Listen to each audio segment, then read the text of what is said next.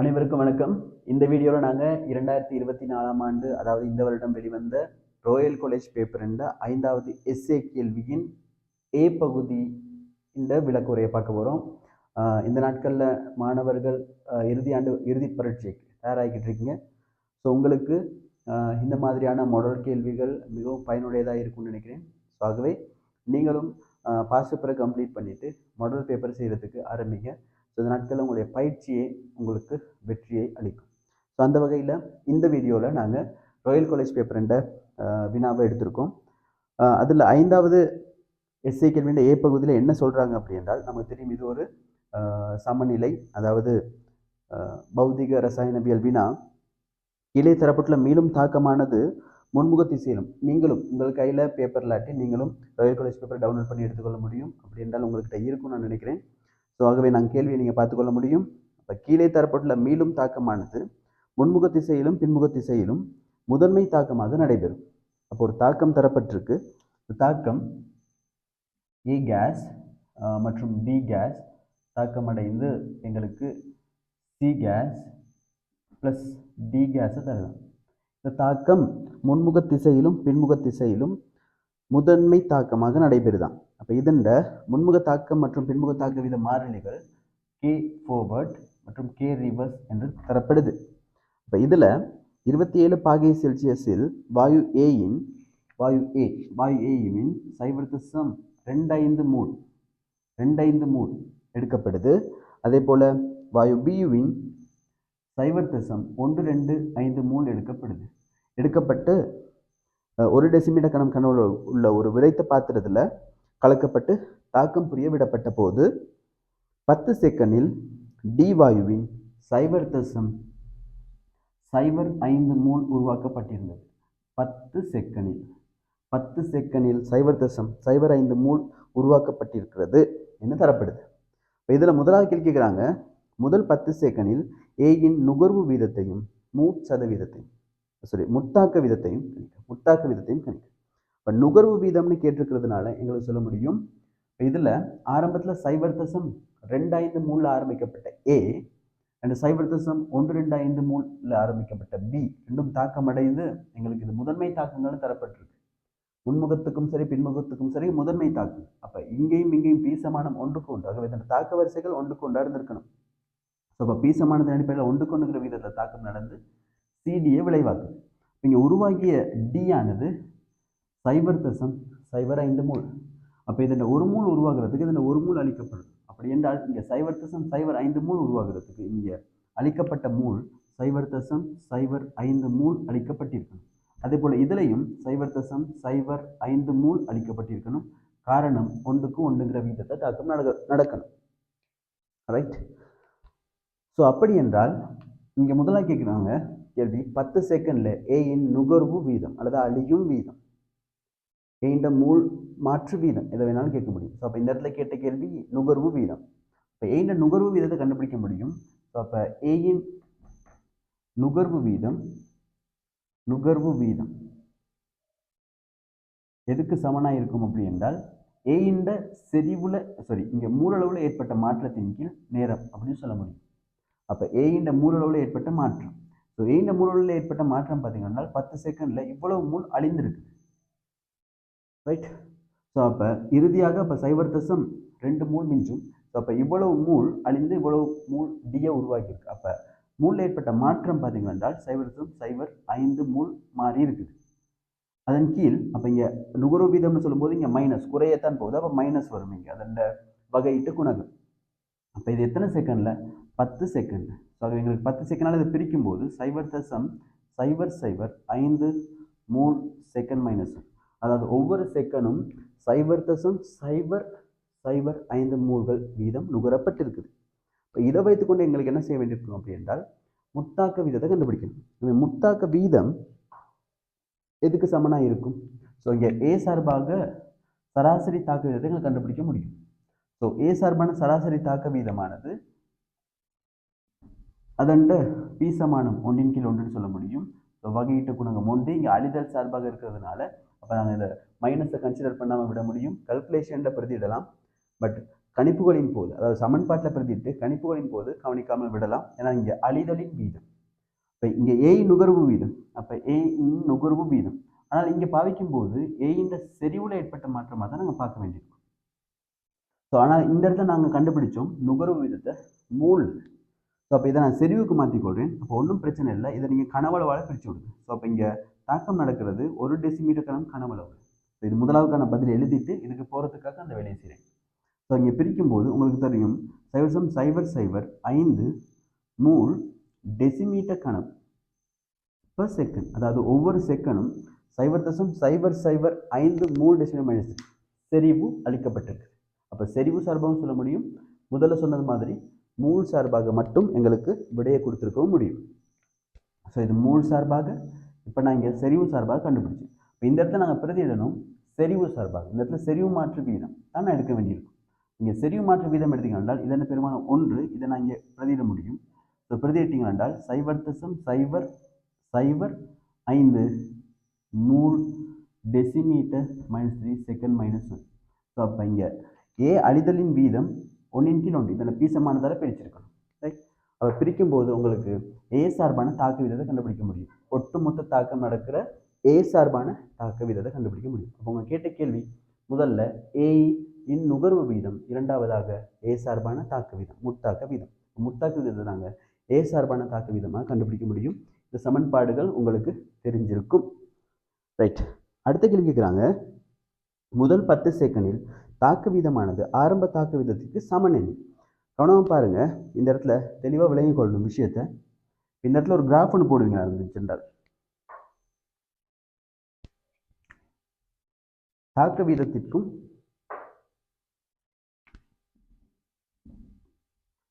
அப்போ இங்கே ஏ சார்பாக முதன்மை தாக்கம், அதாவது ஒருபடி முதலாம் வரிசை தாக்கம். அப்போ ஏ சார்பாக தாக்க வீதம், அதாவது ஏண்ட செறிவு குறைஞ்சிட்டு வந்திருக்கும். இப்போ தாக்க வீதமும் குறைஞ்சிட்டு வந்திருக்கு. இப்போ பார்த்தீங்கன்னா ஆரம்பத்தில் ஏண்ட செறிவு 0.25 1 டெசிமீட்டர் கணம் அப்படிங்கிறதுனால, அப்போ 1 டெசிமீட்டர் கணத்தால் நீங்கள் பிரிக்கும் போது ஒட்டுமொத்தமாக 0.025 மூல் டெசிமீட்டர் -3 இருந்திருக்கும் ஆரம்ப செறிவு. இப்போ இதன் செறிவு பார்த்தீங்கன்னா, அப்போ இப்போ இதில் 0.05 மூல் கழிந்த பிறகு மிச்சமாக இருக்கக்கூடிய மூலளவு எவ்வளவு? ஆகவே மிகுதி ஏ இன் மூல் எதுக்கு சமனாக இருக்கும்? ஸோ இதை கழிச்சிருப்பீங்க. இதிலிருந்து இதை கழிச்சிட்டீங்க என்றால் வரக்கூடிய விட 0.2 மூல் மிச்சமாக இருக்கும். ஆகவே மிகுதி ஏயின் செறிவு பார்த்தீங்க என்றால் செறிவு சமன் 0.2 மூல் அதன் கீழ் மொத்த கனவளவு 1 டெசிமீட்டர் கனம். ஸோ பிரிக்கும் போது 0.2 மூல் டெசிமீட்டர் -3 என்று வரும். அப்போ இறுதியாக உள்ள ஏயின் செறிவு இவ்வளவு, ஆரம்பத்தில் இருந்த ஏயின் செறிவு இவ்வளவு. ஸோ ஆகவே ஏயின் ஆரம்ப செறிவு 0.25. இங்கே பார்த்தீங்கன்னா 3 டெசிமீட்டர் -3 இருக்குன்னு சொல்ல முடியும். 3 டெசிமீட்டர் -3 இருக்குன்னு சொல்ல முடியும். இப்போ நேரத்துடன் டைம் per செகண்ட். ஸோ அப்போ இங்கே 10 செகண்டில் 0 செகண்ட் 10 செகண்ட். ஸோ 10 செகண்டில் பார்த்தீங்கன்னா இதன் செறிவு 0.2 குறைக்கப்பட்டிருக்கும். ஸோ அப்போ இது ஆரம்ப செறிவு, இறுதி செறிவு. இப்போ பார்த்தீங்கன்னா செறிவு மாற்று வீதம் நாங்கள் கண்டுபிடிச்சிருக்கோம். ஸோ அப்போ எவ்வளோ டிஃபரன்ஸ் வந்துச்சு இந்த இடத்துல? இவ்வளோ டிஃபரன்ஸ் வந்துச்சு. ஸோ அப்போ இந்த இடத்துல இருந்துட்டு எங்களுக்கு தாக்க வீதத்தை கண்டுபிடிக்க முடியும். அப்போ ஆரம்ப செறிவு, இறுதி செறிவு, ஸோ செறிவுகளுக்கு இடையிலான வித்தியாசம், அதன் கீழ் எடுத்த டைம் எங்களுக்கு தாக்க வீதமாக வந்தது இங்கே. ஸோ அப்போ இந்த இடத்துல நாங்கள் கண்டுபிடிச்சது சராசரி தாக்க வீதம். ஏன் ஆரம்பத்துல இருந்தும் இறுதியில் இருந்துட்டும் எங்களுக்கு கொஞ்சம் கொஞ்சமாக செறிவு குறைஞ்சிருக்கு. அப்போ அது எந்த நேரத்தில் எப்படி குறைஞ்சிச்சுன்னு தெரியாது. அப்போ எங்களுக்கு ஆரம்ப செறிவு தெரியும், இறுதி செறிவு தெரியும். ரெண்டுக்கும் இடைப்பட்ட அந்த நேரத்தால் பிரித்து நாங்கள் கண்டுபிடிச்சது பார்த்தீங்கன்னா சராசரி தாக்க வீதம். அப்போ ஒரு புள்ளியில் எங்களுக்கு கண்டுபிடிச்சிருப்போமா இருந்தால் தொடர்லி அமைச்சு அது கணநிலை தாக்க வீதம்னு சொல்ல முடியும். கணநிலை தாக்க வீதம். இந்த ஆரம்பிக்கிற புள்ளிக்கு தொடர்லி அமைச்சிருப்பீங்களா இருந்தால் அதுதான் ஆரம்ப தாக்க வீதம். இந்த ஆரம்ப தாக்க வீதம் நாங்கள் தாக்க வீத விதியிலிருந்து எழுதலாம் தானே. தாக்க வீத விதி என்ன சொல்லுது? தாக்க வீத விதியானது அதாவது அதில் சொல்ல முடியும், தாக்க வீதமானது ஆரம்ப செறிவுகள் அதன் பீசமான வலுவேற்றங்களுக்கு நேர்விகித சமனாக இருந்திருக்கும். இந்த நேரத்தை நாங்கள் பாவிக்க வேண்டியது அதன் ஆரம்ப செறிவுகள். இப்போ நாங்கள் கண்டுபிடிச்சது ஆரம்ப செறிவு, தற்போதைய செறிவு, ரெண்டுக்கும் இடைப்பட்ட வித்தியாசம் அது 0.05 3 டெசிமீட்டர் -3. ஸோ அது ஸோ அப்போ இதிலிருந்து வந்துக்கிட்டது இதண்ட சராசரி சராசரி தாக்க வீதம். ஸோ இந்த சராசரி தாக்க வீதம் அவங்க சொல்கிறாங்க அடுத்த கேள்வியில் ஆரம்ப தாக்க வீதத்துக்கு சமனாக இருக்கட்டும் அப்படின்னு எடுக்க சொல்கிறாங்க. அப்போ இங்கே கண்டுபிடிச்சது முதல்ல கண்டுபிடிச்சது சராசரி தாக்க வீதம். அந்த சராசரி தாக்க வீதம் அதாவது முதல் 10 செகண்டில் மொத்தமாக அந்த நடந்த 10 செகண்டில் நடந்த தாக்க வீதம் ஆனது ஆரம்ப தாக்கு வீதத்திற்கு சமன் எனில் 27 பாகை செல்சியஸில் கே ஃபார்வர்டை கணிக்கும். ஆகவே பிள்ளைகள் கவனிங்க, இந்த இடத்துல நான் கண்டுபிடிக்கிற தாக்க வீதமானது ஆரம்ப தாக்க வீதம் கிடையாது, சராசரி தாக்க வீதம். 10 செகண்ட் முழுவதுமாக பார்க்கக்கூடிய அந்த தாக்க வீதம். இந்த சராசரி தாக்க வீதம் ஆரம்ப தாக்க வீதத்துக்கு சமன் அப்படின்னு எடுத்துக்கிட்டு என்னத்தை கண்டுபிடிக்க சொல்கிறாங்க, கே ஃபார்வர்டை கண்டுபிடிக்கலாம். இப்போ கே ஃபார்வர்டை கண்டுபிடிக்கிறதுக்காக இந்த இடத்துல நான் இதை அழிச்சு கொள்கிறேன். ஸோ அப்போ எங்களுக்கு தாக்க விதிக்கு அமைவாக எங்களுக்கு நாங்கள் கோவை எழுதுவோம். இப்போ தாக்க வீத விதி என்ன சொல்லுது, தாக்க வீதமானது கே ஃபார்வர்ட் இன்ட்டு ஏ இந்த ஆரம்ப செறிவு, ஏ இந்த ஆரம்ப செறிவு, ஏ கேஸ் இந்த ஆரம்ப செறிவு இன்ட்டு பி கேஸ் இந்த ஆரம்ப செறிவு. இப்போ இங்கே நான் கண்டுபிடிச்ச சராசரி தாக்க வீதம் ஆரம்ப தாக்க வீதத்துக்கு சமநிலை எடுக்கட்டாம். நீங்கள் சொல்ல முடியும் 0.0005 mole decimetre -3 second -1 into K ஃபார்வர்டை கண்டுக்கணும் இந்த இடத்துல. அப்போ ஆரம்பத்தில் உள்ள செறிவுகள் எவ்வளவு அந்த இது. அப்போ இதை ஒரு டெசிமீட்டர் கணக்கில் பிரித்து கொள்ளுங்க. அப்போ உங்களுக்கு இந்த அளவு செறிவு கிடைக்கும். அப்போ 0.25 மூல் டெசிமீட்டர் -3 ஏ இந்த செறிவு. அதே போல் பி இந்த செறிவு இந்த பெருமானம் 0.125 மூல் டெசிமீட்டர் -3, அதாவது 1 சென்டிமீட்டர் 1 டெசிமீட்டர் கணம் அப்படிங்கிறதுனால மூலளவு நீங்கள் 1 டெசிமீட்டர் கணத்தால் பிரித்தால் அதண்ட செறிவு கிடைக்கும் 0.125 மூல் per டெசிமீட்டர் கணம்னு வர முடியும். ஸோ இதிலிருந்து எங்களுக்கு கே ஃபார்வர்டை கண்டுக்கலாம். அப்போ கே ஃபார்வர்டு எதுக்கு சமனாக இருக்கணும், 5 தர 10⁻3 அதன் கீழ் 25. ஸோ 25 தர 125 தர 10⁻5 இருக்கும். ஓகே. ஸோ அப்போ எங்களுக்கு இதண்ட பெருமானத்தை எடுத்திங்களா இருந்துச்சுன்னா கே ஃபார்வர்டு எங்களுக்கு வருது ஒட்டுமொத்தமாக பார்த்தீங்கன்னா என்றால் 0.16 அழகாக பாருங்கள். இங்கே மூல் டெசிமீட்டர் -3 வெட்டுப்படும், இங்கே மூல் டெசிமீட்டர் -3 வெட்டுப்படும். இந்த மூல் இந்த பக்கம் வரட்டும். அப்போ மூல் -1 டெசிமீட்டர் கணம் இந்த பக்கம் வரட்டும். அப்போ டெசிமீட்டர் கணமாக மாறும். இங்கே ஆல்ரெடி செகண்ட் -1 இருக்குது. இங்கே வரக்கூடிய அலகு 0.16 மூல் -1 டெசிமீட்டர் கணம் செகண்ட் -1ஆக இருக்கும். ரைட். ஸோ அதை தெளிவாக விளங்கிக் கொள்ளுங்க. இந்த இடத்துல நாங்கள் இதன் நுகர்வு வீதம், நுகர்வு வீதத்திலிருந்து இதன் தாக்க வீதம், தாக்க வீதத்தில் அது வந்து சராசரி தாக்க வீதம், சராசரி தாக்க வீதத்தை ஆரம்ப தாக்க வீதத்துக்கு சமன் எடுக்கட்டாம்.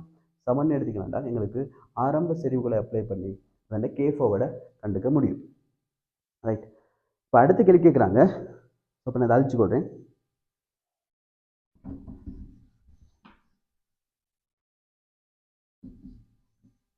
சொன்ன பெருமானம் இருக்கட்டும். இப்போ எங்களுக்கு அடுத்த கேள்வி கேட்கப்படுது 27 பாகை செல்சியஸில் கேசியின் பெருமானம் 8 எனில் கே ரிவர்ஸை கணிக்க. கேசியின் பெருமானம் 8 எனில் கே ரிவர்ஸை கணிக்க. இப்போ எங்களுக்கு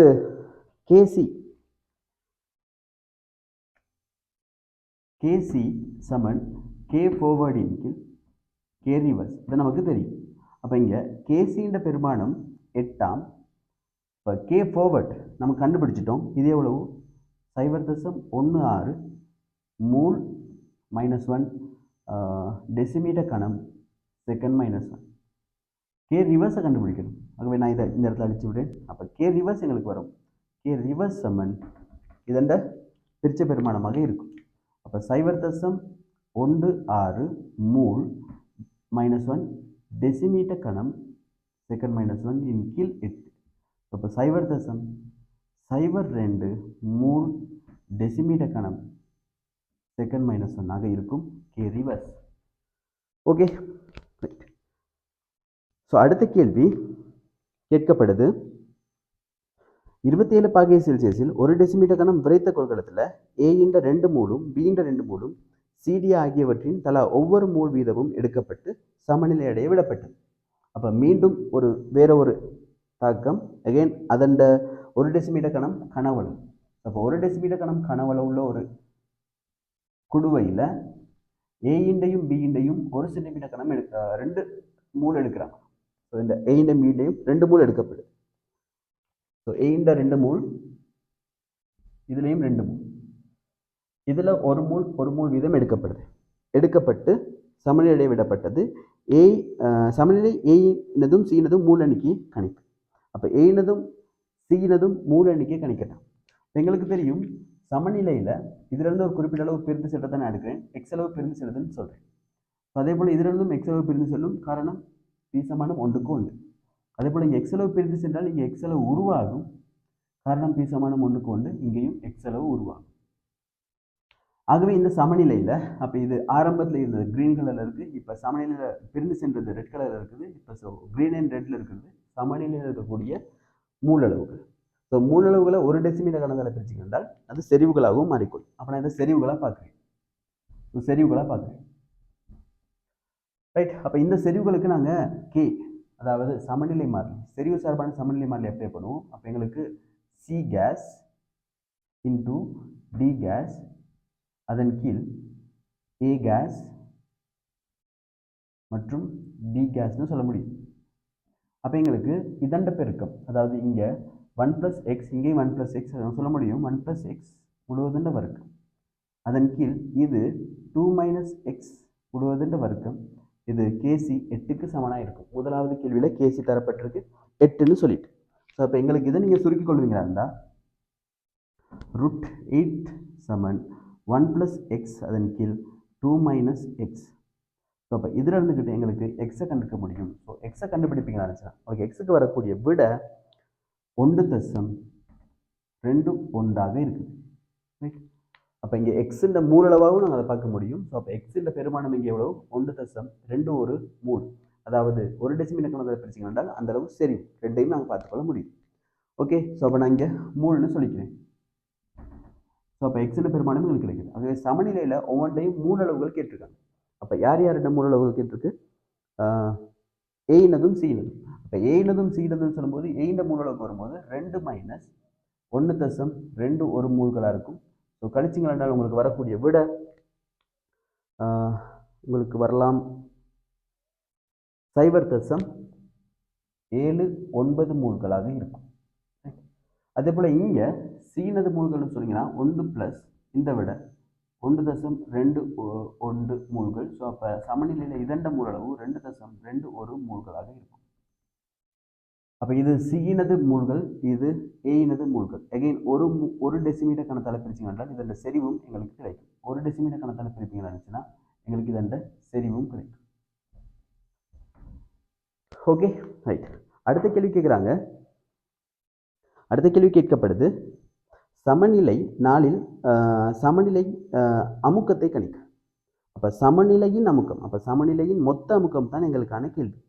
அப்போ சமநிலையின் மொத்த அமுக்கம் பார்த்தீங்கன்னா இந்த தொகுதியில் இருக்க வேண்டி, அதாவது இந்த தொகுதியில் இருக்கக்கூடிய மொத்த மூல்கள் எங்களுக்கு தெரியுமா இருந்தால் கண்டுபிடிக்க முடியும். ஆகவே மொத்த தொகுதிக்கு PV = nRT பாவிப்பீங்களா தொகுதிக்கு. அப்போ எங்களுக்கு மொத்த அமுக்கத்தை கண்டுபிடிக்க முடியும். ஆகவே மொத்த அமுக்கமானது n. இங்கே பார்த்தீங்கன்னா n இங்கே இதண்ட 0.79 மூல்கள் இருந்தது. ஸோ இதுவும் 0.79 மூல்கள் இருக்கும். ஆகவே இதண்ட 2 மடங்கு.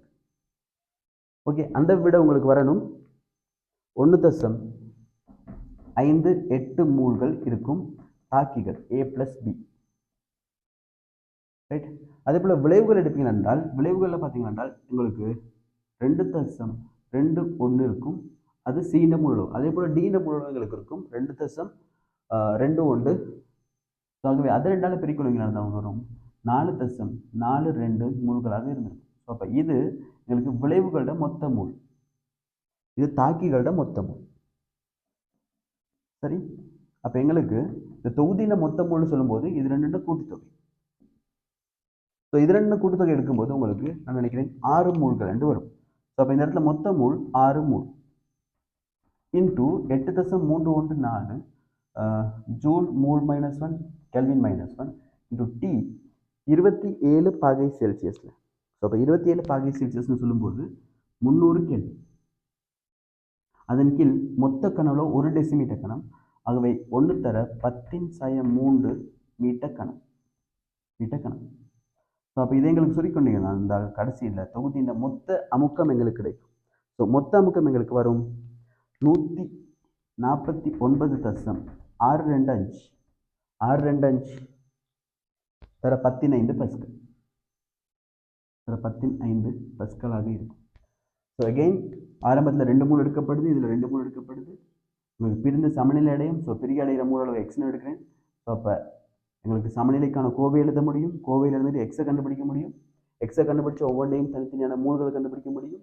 தனித்தனியான மூல்கள் தெரியுமா இருந்தால் மூல்களோட ஒட்டுமொத்த கூட்டுத்தொகையை பயன்படுத்தி பிவி சமன் என்னாட்டி பாவிச்சு உங்களுக்கு தொகுதியின் மொத்த அமுக்கத்தை கண்டுபிடிக்கவும் முடியும். ரைட். ஸோ அடுத்த கேள்வி. ஸோ ஏ பகுதியிலே அடுத்த கேள்வி கேட்குறாங்க.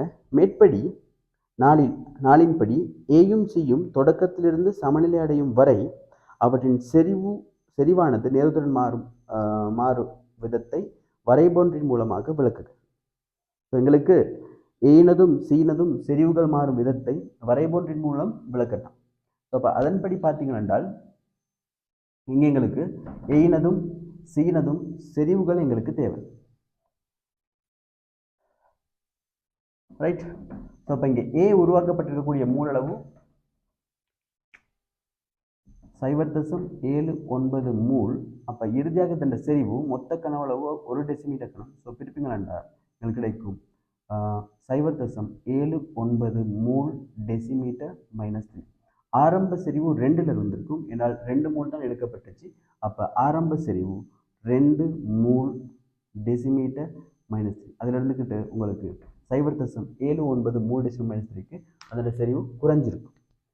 சீண்ட செறிவு ஆரம்பத்தில் 1ல் எடுக்கப்பட்டுச்சு. ஸோ அப்போ 1 மூல் எடுக்கப்பட்டுச்சு. அப்போ அந்த ஆரம்ப செறிவு 1 மூல் டெசிமீட்டர் -3.